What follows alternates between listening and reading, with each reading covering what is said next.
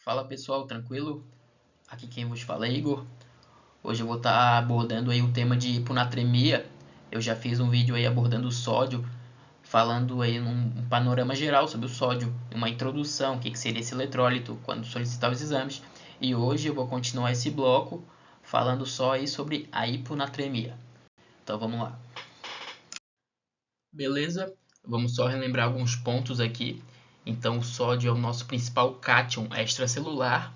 Lembrar também que ele é um determinante da osmolaridade extracelular. Lembrando que osmolaridade é a concentração total de partículas em uma solução. E quando eu falo do sódio, ele é um determinante dessa osmolaridade. Tanto é que quando eu falo em hipernatremia, vocês vão ver que eu estou falando automaticamente de um estado hiperosmolar, visto que ele é um determinante da osmolaridade.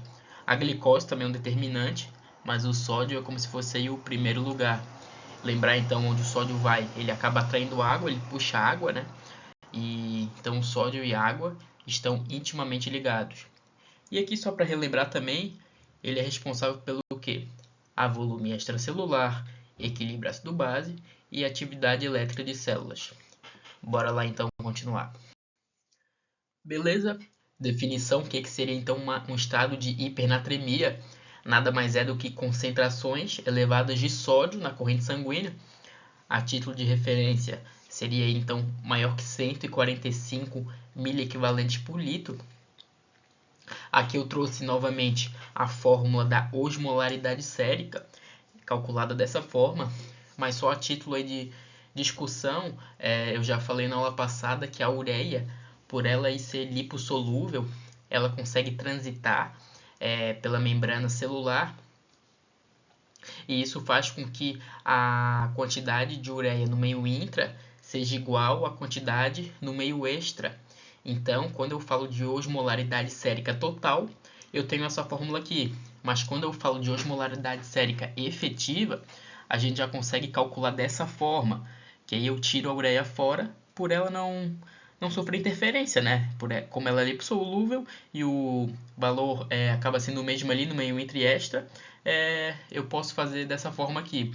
Isso aqui é a osmolaridade sérica efetiva.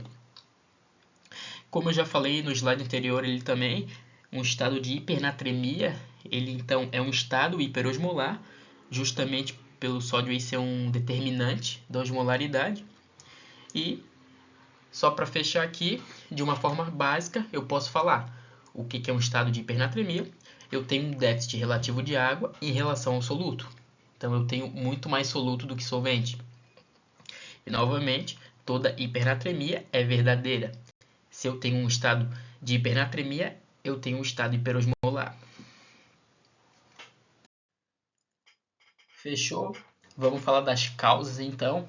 Num estado aí de hipernatremia, o que pode acontecer aí? Então, eu tenho um déficit relativo de água. Dito isso, o que pode ocasionar? Eu posso ter uma perda de água livre ou uma perda de fluidos hipotônicos. Mas lembrar que esse déficit relativo de água é em relação ao soluto. Então, eu vou ter muito mais soluto. Dessa forma, eu posso tanto ter um déficit de água, no caso uma perda de água livre, ou um aumento aí do soluto, como uma sobrecarga de sódio. Então, vamos discutir cada um desses. Eu posso ter a perda de água livre. Então, quais exemplos que estão aqui? Perdas insensíveis, como perda respiratória. Então, o indivíduo está apneico, pode estar perdendo água. Através da sudorese também, então uma sudorese excessiva, então uma perda insensível aí cutânea, né, através do suor. O indivíduo pode perder água livre, diabetes insípidos, porque nesse caso aqui eu tenho uma condição aí onde eu tenho uma deficiência da produção ou até uma resistência renal à ação do ADH. Dessa forma aí a urina ela vai estar bastante diluída. E esses seriam os exemplos da perda de água livre. Quando eu falo de perda de fluido hipotônico, o que a gente pode ter aqui? Exemplos gastrointestinais, então vômito, a diarreia também, né? Estou perdendo volume. Exemplos renais, uso de diurético de alça, né? Diabetes mellitus, onde eu tenho uma diurese osmótica, a necrose tubular aguda. Então, são exemplos que entram aqui em gastrointestinais e renais. E tem exemplos aí de sobrecarga de sódio. Então, como é que eu vou aumentar o soluto? Esse é o mais fácil, né? Como é que eu aumento o soluto? De fato, fazendo uma administração excessiva ou até condições como hiperaldosteronismo, onde, como eu tenho mais aldosterona, eu tenho mais reabsorção de sódio. Síndrome de Cushing também, onde tem um efeito ali mineralocorticoide. Então, esses seriam os exemplos. Vamos falar de classificação, então. Classificação da hipernatremia. Tem aí a forma hipervolêmica, a isovolêmica e a hipovolêmica. Começar aí pela mais fácil, pela hipervolêmica. Então, aqui eu vou ter uma administração excessiva de soro hipertônico. Então, eu vou ter o aumento desse volume já de fato, aumento do volume e da osmolaridade. O que acontece aqui, como eu estou ganhando sódio em excesso, lembrar daquela relação lá íntima da água com o sódio, a água acaba puxando o sódio, logo eu vou ter um aumento aí do volume extracelular. Aí, como consequência, eu tenho aquelas questões, né, de edema. Então, são manifestações bem relacionadas. Quando já eu falo da hipernatremia isovolêmica, ela já tem que ter um pouquinho mais de raciocínio. Por quê? Aqui eu tenho um estado aí, eu tenho um estado de hipernatremia, então eu tenho um aumento do soluto, mas o que acontece é isovolêmica. Eu estou perdendo água, eu perdi um pouquinho de água, mas não a ponto de perder sódio junto. Então é um volume aí que extracelular que ele não está visivelmente alterado. O indivíduo ele não vai ter manifestações decorrentes disso. É por isso que está aqui sódio mais água, é como se fosse um equilíbrio. É uma volemia, é uma perda volêmica que eu não estou vendo, ela não é visivelmente alterada. Então o sódio está concentrado porque eu perdi um pouco de água, mas não porque entrou mais sódio, né? E o que acontece? A partir disso, como é que a gente investiga? A gente vai investigar através da osmolaridade urinária. Então, eu posso ter uma osmolaridade urinária alta ou uma osmolaridade urinária baixa.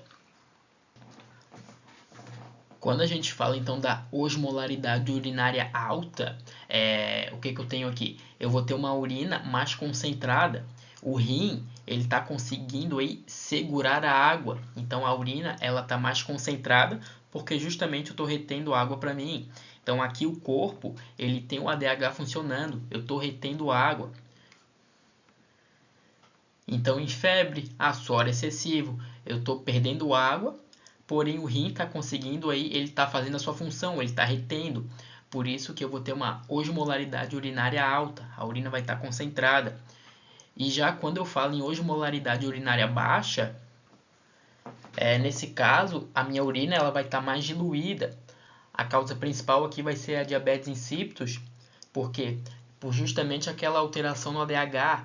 Então, o ADH ele vai estar baixo, seja aí por diminuição da produção, da liberação ou até do efeito, né, que pode estar alterado. E aí com o ADH baixo, eu vou acabar perdendo mais água, perdendo água na urina, e a urina, consequentemente, vai estar mais diluída. Uma questão importante que eu trago aqui é que a diabetes insípidos ela pode ter uma origem central. Quando eu falo em central, eu estou me referindo ao hipotálamo ou à hipófise, ou ela pode ter uma origem nefrogênica. Quando é nefrogênica, o problema está lá no receptor do ADH. E o problema então não está lá em cima, e sim no receptor.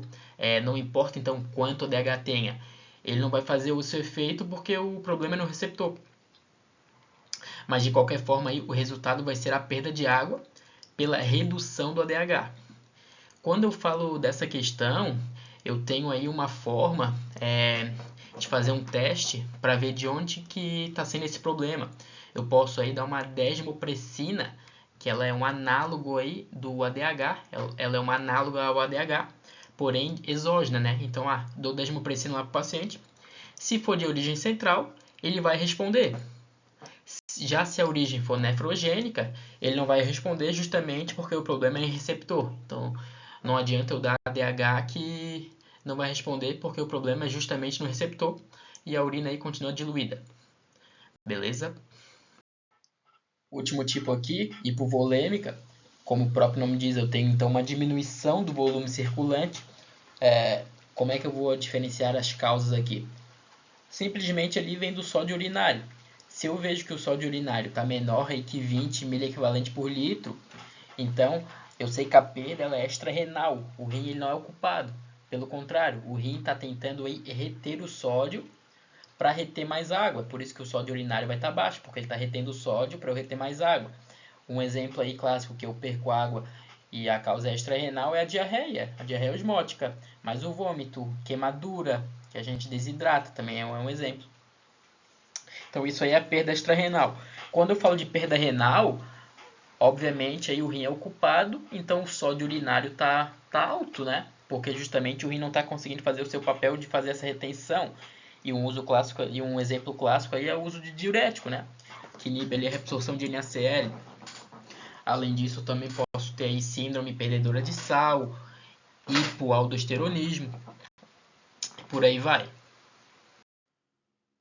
Último slide. Então aqui só abordando tudo que eu falei, juntando todas as informações num esquema só para fazer essa síntese. Mas hoje era isso. Então aqui eu encerro aí o distúrbio hidroeletrolítico do sódio. Foram 3 aulas aí.